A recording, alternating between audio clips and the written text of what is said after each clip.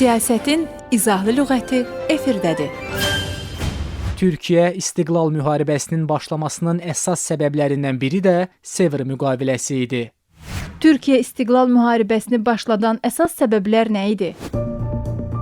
Sualımızı Siyasi Elmlər üzrə fəlsəfə doktoru, Beynəlxalq Münasibətlərin Təhlili Mərkəzinin baş məsləhətçisi Mətin Məmmədli cavablandırır.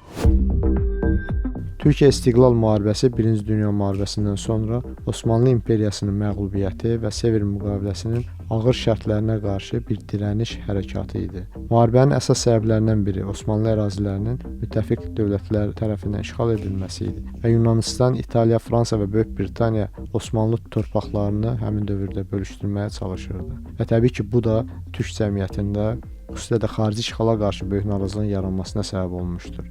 Sevr müqaviləsi Osmanlı dövlətinin müstəqilliyini faktiki olaraq sona çatdırdı. İstanbul və Boğazlar beynəlxalq nəzarətə verilmiş, Anadolu torpaqları müxtəlif dövlətlər arasında bölüşdürülmüşdü. Bu vəziyyət qeyd etdiyimiz kimi Türk xalqında böyük etiraz doğurdu.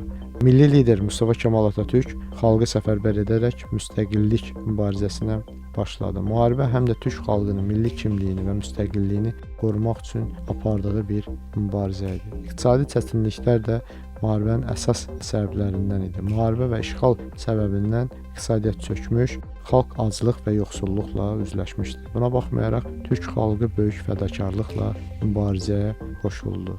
Onu da qeyd etmək istərdim ki, Sakarya meydan müharibəsi Türkiyə İstiqlal müharibəsinin taleyini dəyişən mühüm döyüşlərdən biri oldu. Mustafa Kemal Atatürkün "Xət yox, səngər var" şüarı bu müharibədə Türk xalqının dirəniş əzmini simvolizə etdi.